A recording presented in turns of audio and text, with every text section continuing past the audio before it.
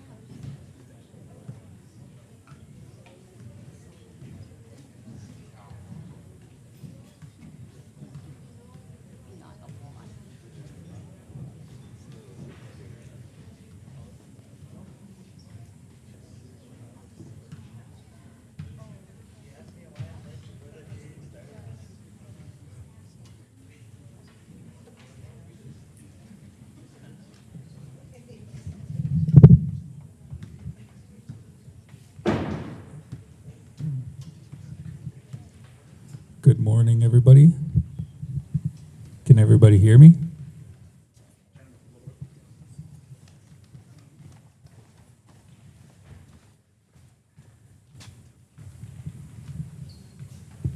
Good morning.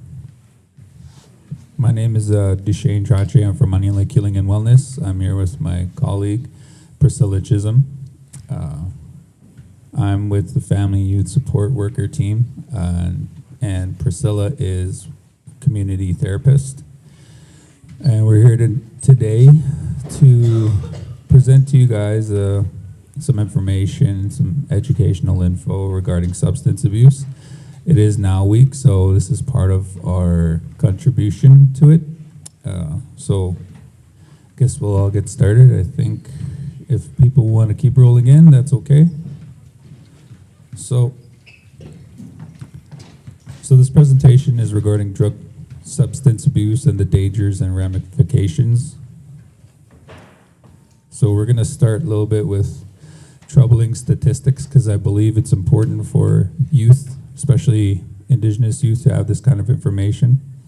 And instead of going through all the numbers, I'm presenting a little bit of a summation of what those numbers mean for you guys.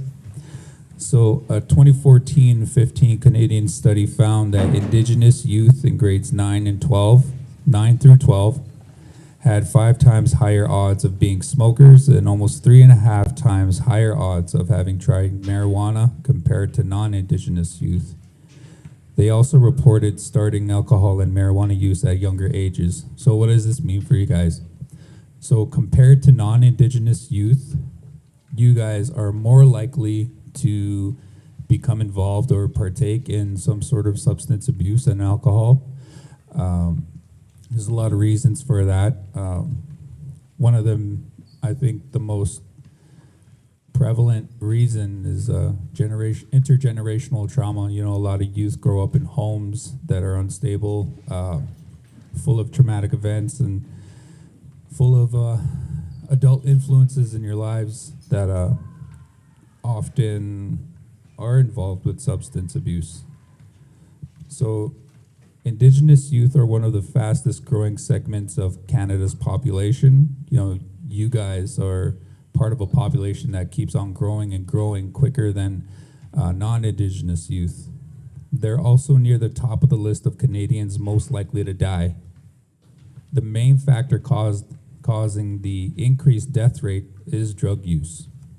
So what that means is Indigenous youth, your guys' ages, are more likely to be impacted by drug-related deaths. And I'm going to hand the mic off to my colleague here, who's going to give you some information about marijuana use. Hey, hi guys. So, a large belief with using marijuana is that it's not as bad as alcohol, or it's not as bad as other drugs. It's kind of a widely held belief, but there's actually quite a bit of damage that it can do and have a lot of negative impacts on yourself and your life. For adults, but especially for your guys' age, teenagers, because it has a large effect on your brain development, and your brain is still developing until you're 25 years old. So you guys have, everybody has neurons in your brain, and they are making connections with each other while it's growing and developing. And those connections have everything to do with every single function of your brain. So for memory, for focus, for the way you process thoughts, in how you learn, your ability to learn, as well as emotion regulation. So the use of weed, especially heavy use of it, so frequent use, so if you're using it every day, or if you're using it even several times a week or a couple of times a week, can have a big impact on how your brain is developing with those neurons making those connections, because it interferes with it. And actually the part of weed that's interfering with it is the THC, which is the part of weed that makes you high, right? And that's usually why people are using weed, is for that reason. The other compound with weed is the CBD. You guys have probably heard of that. And there's been a lot of talk about the medicinal benefits of using weed and how people use it for medical purposes. And that's actually the CBD part of it. It's not the THC part of it, the benefits, it's the CBD part. And so there's different levels. You probably have heard of like milligrams and things like that. Milligrams of THC, milligrams of CBD in whatever if you're smoking a joint, or if there's edibles like gummies, they all have a certain amount of milligrams. So some of them, it can be like 1 to 2 milligrams of THC in whatever it is you're using in terms of weed. Or it can go up as far as 1,000 milligrams. So that's a huge difference in terms of the milligrams of THC. If you're using 1 to 2 milligrams, that's maybe not going to have much of an impact or an effect for doing damage, right? But if you're using like 1,000 milligrams, that's a huge difference. And that can have a huge impact on your brain development and how you're functioning in your day-to-day lives. Because even if you're using it in that moment to deal with something, to help you relax, to deal with anxiety, to deal with depression, whatever it is. So in that moment, it's numbing everything, but then it's actually contributing to making those problems worse, especially if you're using it daily, or a couple of times a week or a few times a week. Also, the other part of it is, I'm just checking my notes here. So, have you guys heard of the DSM? The DSM is a book, a big book that has all mental health disorders and listed in it. And it's what psychologists and psychiatrists use to diagnose mental health disorders like schizophrenia, bipolar, depression, anxiety, all of those kinds of things. And so the DSM, they update it every few years or whatever. And now they've updated it to include cannabis-induced mental health disorders, because they found that smoking a lot of weed actually contributes to the onset of things like schizophrenia, bipolar disorder, especially if you're predisposed to it, which means if it runs in your family. because can be a genetic condition. Also psychosis in general. So psychosis, you can just get symptoms of psychosis from smoking it as well, or from using the edibles, if you're using it a lot. So the psychosis can be paranoia, hallucinations, delusions. So they found that a lot of that can be brought on by heavy use of it in adults, but especially in teens, because your brains haven't finished developing yet. So that's some risk factors, major risk factors with using it or using it, heavy use of it. Also, regulated and non-regulated. So regulated is when it's being sold from the stores, because you can go to the store and you can know how many milligrams of THC you're getting in any of the products, right? But the non-regulated, you have no idea, because you're getting it from a drug dealer. And so they have no idea what's in it, right? And it can be laced, that's also more likely that it can be laced with other things that are way more harmful, like fentanyl. It can be laced with that or other stuff. So you have no idea with that. And even if a drug dealer is telling you, no, it's not laced with anything, it's just pure, they don't know, or they're lying to you. So you have no idea, you can't guarantee that. So if it's being used, it's best to be from a regulated source. But for teens, it's better to try and stay away from it as much as possible because of that whole brain development thing and how it affects you guys still with that.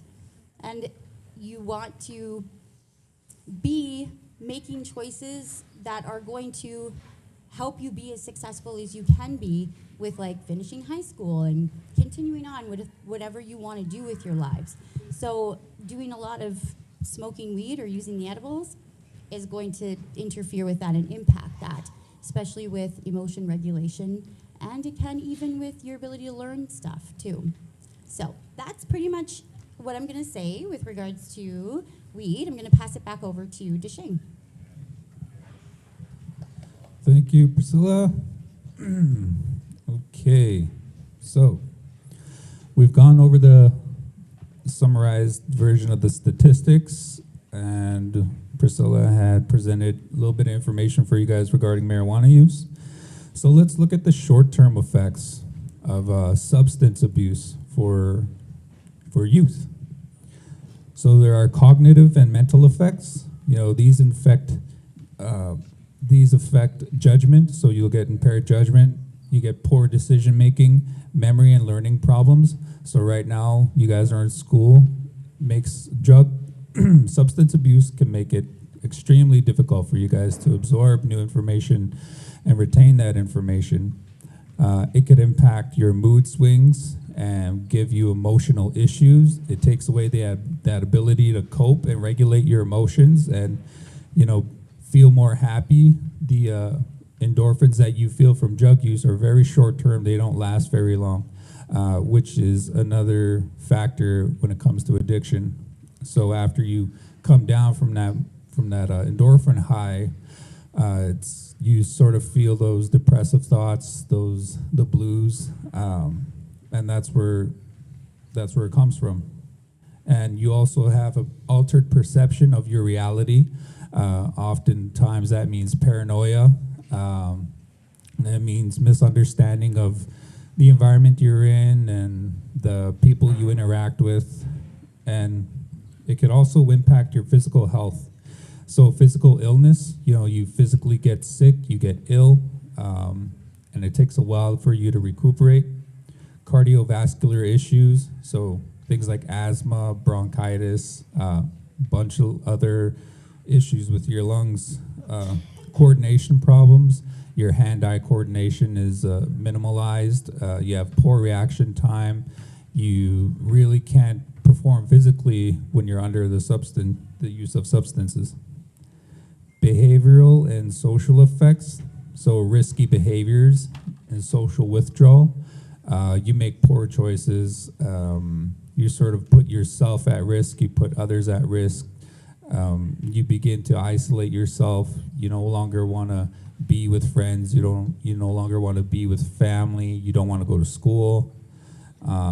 You could even face legal problems. Although marijuana is legalized recreationally, you guys are still too young to possess it, and having marijuana on you can lead to fines, even jail time, and that can cause some pretty real disruptions in your life. You face neglect to your physical appearance, the way you present yourselves to other people. I'm sure you're all aware of, what an addict would look like on the street. So that could lead to many things. You can feel poor self-esteem. You can have a lower idea of having pride in yourself. And then we look at the long-term effects. So health consequences, brain development, like Priscilla said, your brain doesn't finish developing or growing until you're 25. There's this term I heard in university where is that, a lot of kids, after they turn 25, say like you turn 26, and then you're a 1-year-old adult. So your brain development is really important, and taking substances can halt that or alter it in many negative ways. Your mental health takes a big hit. You start to feel depressed after, you start to develop these mental disorders like paranoia, schizophrenia, a bunch of other mental health illnesses come along with it.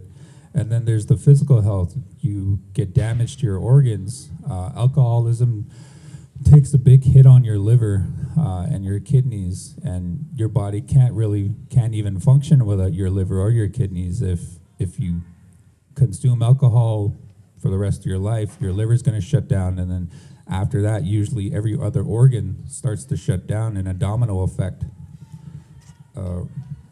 Cardiovascular issues. So if you're smoking, you could develop heart issues, or if you're smoking marijuana, you could develop lung issues, or if you're vaping, same thing, lung issues. Respiratory problems. It can alter the ways that you take in air and your body absorbs it. Infectious diseases. So for instance, if anyone were ever to get involved with injecting drugs into your system, you might share needles. You could develop AIDS. Even sharing drinks with other people, you could develop HPV, herpes, things like that. Growth issues, it dramatically stunts your growth, your physical and biological and your mental. Social and behavior consequences, you're risking addiction when you experiment with drugs. It's very easy to get addicted to them, and that addiction takes over your life. Academic and career impairment, your chances of being successful dramatically decreases when you become actively involved and turn your drug use into an everyday thing. Legal issues and delinquency, again, you get involved with the justice system, and as Indigenous people, it's very hard for us to get out of the justice system once we're in it. And especially for youth as well, it makes it 10 times difficult. Relationship problems. So if you guys are involving yourselves in, relationships with boyfriends, girlfriends, your relationships with your family members, your friends, your teachers, these are things that could be dramatically altered or even just depleted if you continue to use drugs. I've seen family members just completely cut off people who are addicted to drugs. Accidents and violence. So we all know that drunk driving leads to fatalities. There are also drug use that leads to fatalities as well. There's no telling what could happen if you run into the wrong people who are drug dealers. They can inflict violence on you, and not only just physical violence, but verbal as well. So some of the real world dangers that people face who become involved with substance abuse is homelessness. I'm sure if any of you have been to the cities, it's pretty prevalent that there are a bunch of homeless people in the city who are addicted to heroin, cocaine, meth, even alcohol. These are real things that can happen to you if you go down that road. Poverty. A lot of families face poverty because parents are addicted to drugs, or even their children are addicted to drugs, and of course they need money to purchase these drugs, so a lot of the resources go to that, supporting their habit. Brain damage. I'm not sure if anyone realizes how impactful that drugs have on your brain. You know, you begin to lose brain function. You begin to become a totally different person from when you were before. Legal issues, again, it's so much harder for Indigenous people to navigate the justice system, especially as people who are accused of committing crimes or have been convicted. It's very difficult to, go down that road and to decide to come back. It's very difficult to get out of the justice system, especially for Indigenous men, women, and youth. So I want to go through some things that help you guys realize that how close to home substance abuse is. Onion Lake has faced drug-related deaths. I'm sure people are here, you guys are old enough to hear stuff, so I'm sure you all heard about ODs on the res, community members passing away from them. These are young people, like literally 5 years older than you, passing away from drug abuse. And they leave behind families. They leave behind their children. They leave behind their mothers, their fathers, their gugums, their mushrooms, aunties and uncles. So there are a lot of drug-related deaths in the community, and that's something we all need to consider before we decide to get involved with drugs. Drug-related crime. We see a lot of crime happening in the community, and that's due to drug users looking to make money to get their next fix. Drug dealers in the community that are running rampant around selling drugs. People breaking into homes. People losing possessions because they're being stolen and sold. Departments are being broken into. Just last week, somebody had broken into the dental department and took some pretty valuable things, and they were in and out in 15 minutes, and obviously it was for drugs. Alcohol-related fatalities. We all know someone who's been in a car wreck due to consuming alcohol and driving. I know of a few people who have passed away from that, so that's a really prevalent thing in our community. It's an issue that we all need to acknowledge and face. Substance-related violence. So violence in the home from alcoholics, people who are using drugs. Often people who are using drugs are in a heightened state of paranoia and energy, so anything can set them off.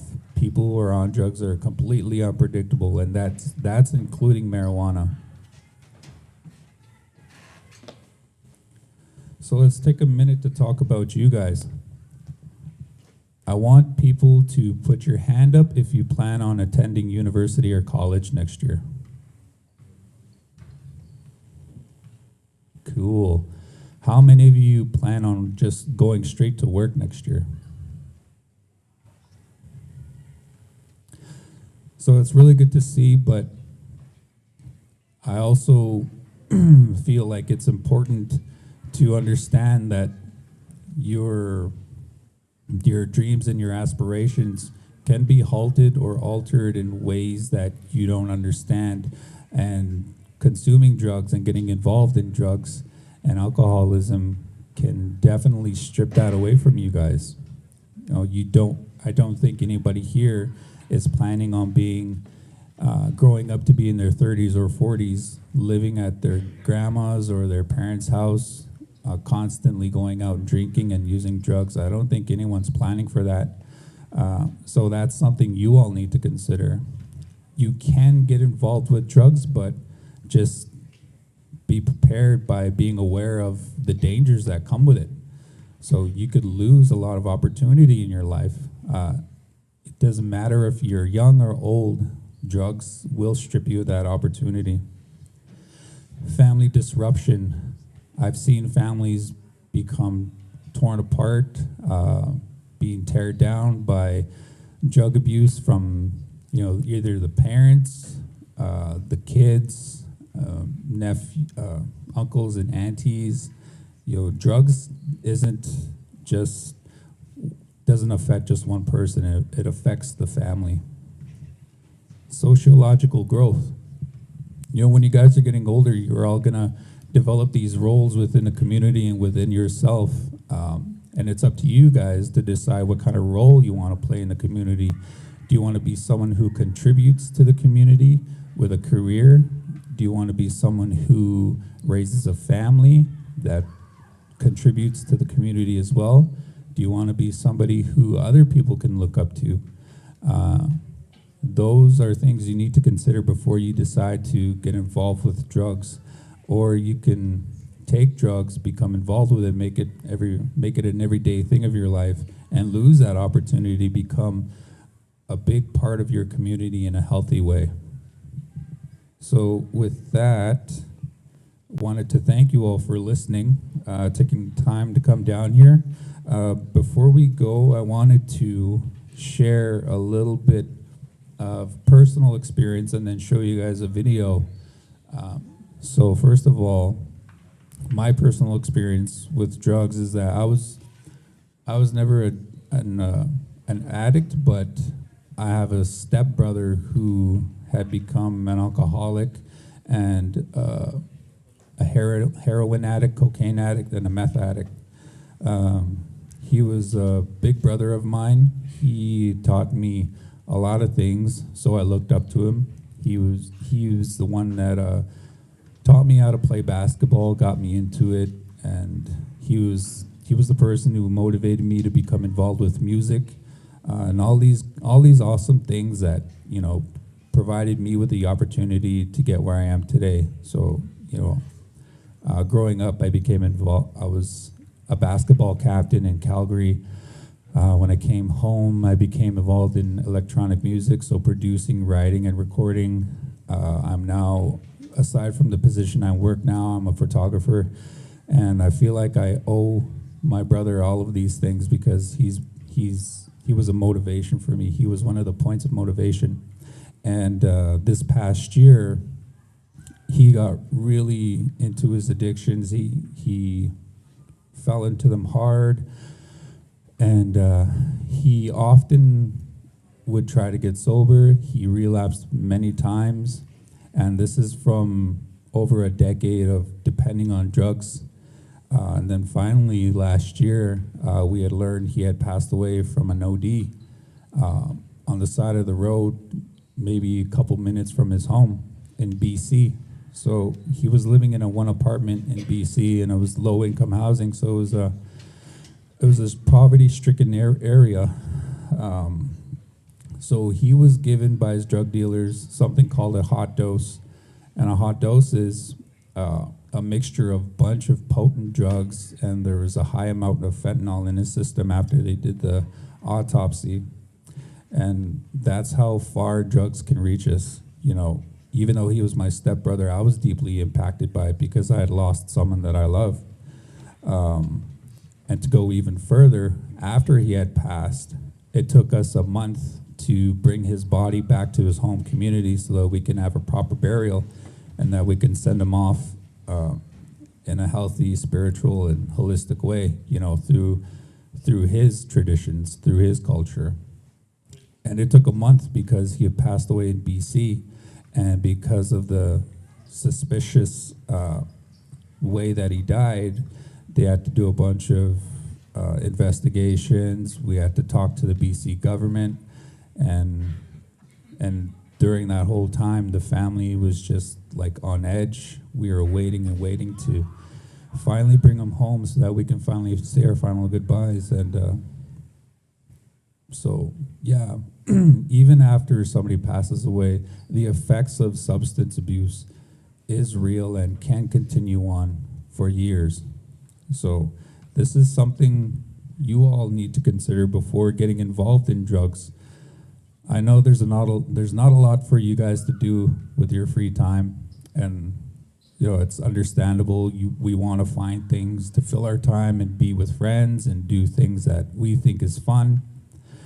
And obviously parents can't be with you 24/7 a day to tell you, don't do this. So it's entirely up to you guys to make that choice, to say no, to decide better for yourselves, because this is what can happen to you guys. And this is what will happen if you make drugs an everyday thing for you. So I wanted to show you all a video. So the video I'm about to show you is a testimonial and a story from this young man that I know that I went to university with. His name is Devin. He's very young. He's like maybe, let's see, how old are you guys? 17, 16, turning 18? Well, Devin is in his early 20s. And the story that he shared with me was both inspirational but saddening at the same time. So this is Devin. He's from Saskatoon, and just take a minute to listen to his story.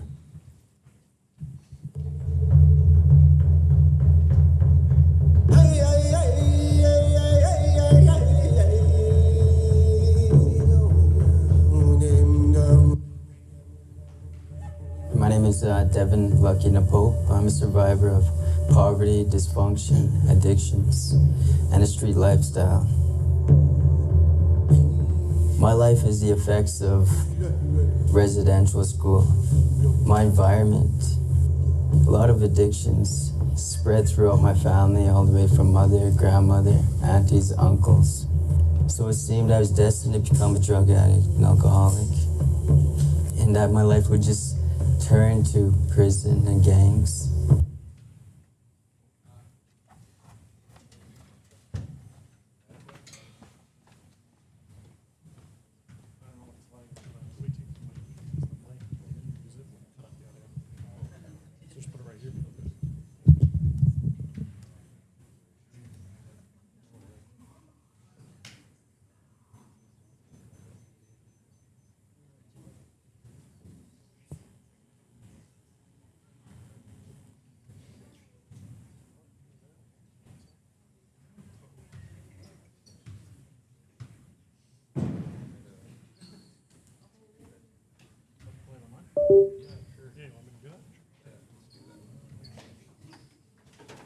Sorry guys, 1 second.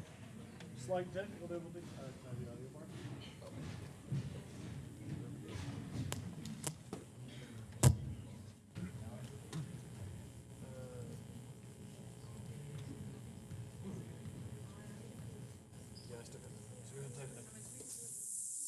got it.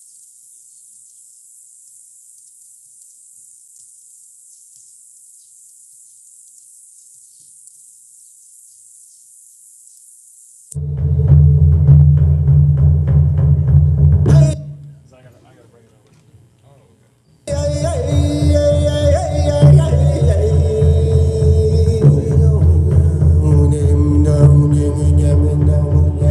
My name is Devin Lucky Napope. I'm a survivor of poverty, dysfunction, addictions, and a street lifestyle.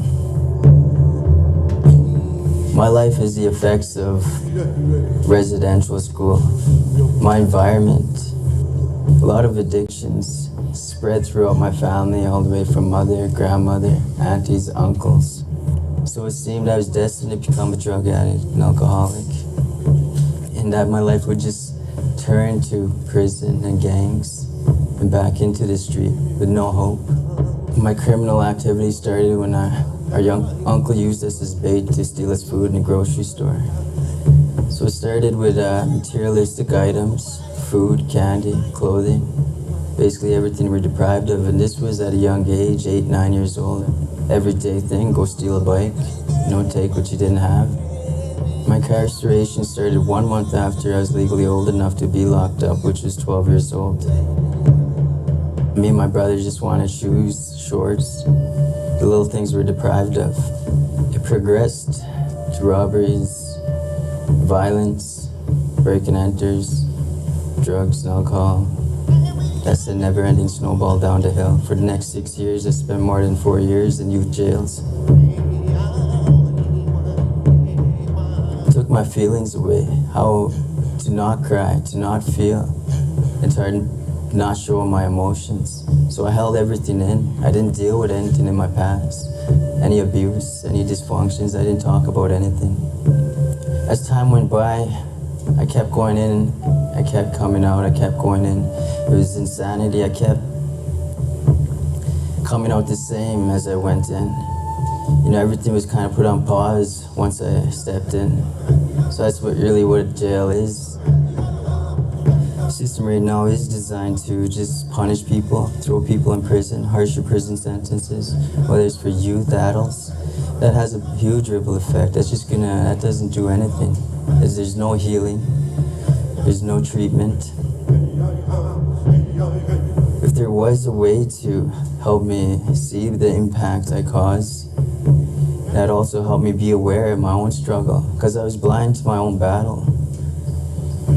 I see the system designed to bring you back, designed for division amongst Aboriginal people and culture.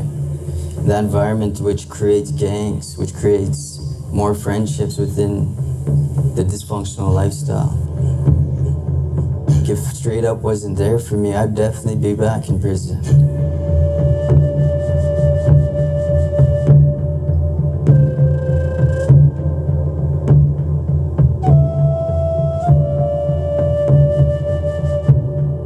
When they join Straight Up, we ask for 4 years of their life because we know it'll take a long time for them to reverse the tragedies of the past. They need to get out of the gang. That's not negotiable. They have to deal with their addiction, because if they don't conquer that sickness, there will be no success. Straight Up was there when nobody else was. They led me towards that beacon of light. You know, they created opportunities. They put me on a path. When I tell my story, there's 1,000 voices behind mine, because it's not only me going through this, it's the whole community I grew up in.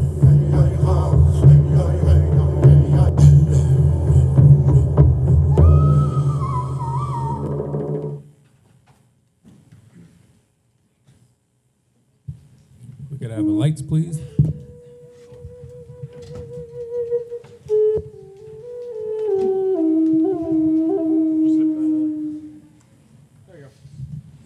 Alrighty, so that was Devin's story, and I just wanted to reiterate one part of his story is that, again, I think it's important for everybody to know the reality of the legal ramifications that people face when they get involved with drugs, gang life, and crime.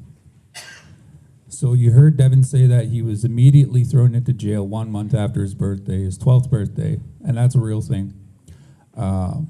And one thing I want you all to be aware of is that the justice system in Canada wasn't designed to protect people.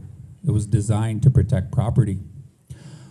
So if you get involved with any kind of crime, they immediately find ways to charge you. And like Devin said, within the criminal justice system of Canada, their mandate is to lock you up and to not rehabilitate you. It often turns into a spinning door effect where you leave, you come back.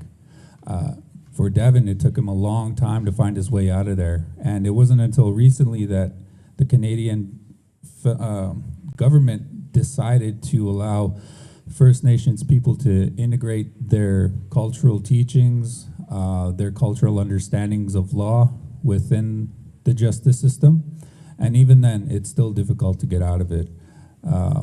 So the justice system is unrelenting because it wasn't designed for Indigenous people. It wasn't designed for Indigenous youth.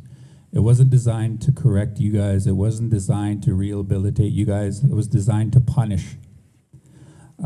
So it's best for everybody to just avoid that sort of situation and have it alter your life in ways that you don't understand, you can't comprehend right now.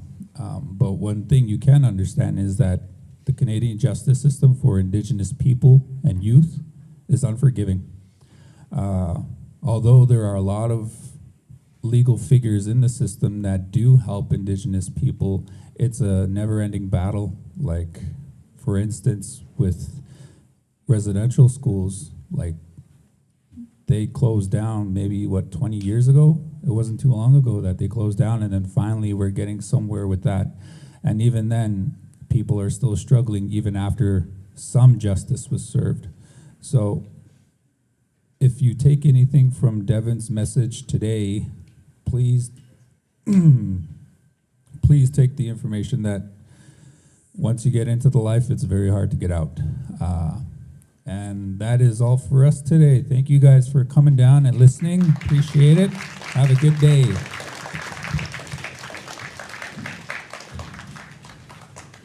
guys, let's go back to our 15-minute classes.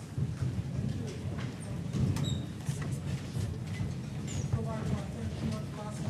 Let's go start.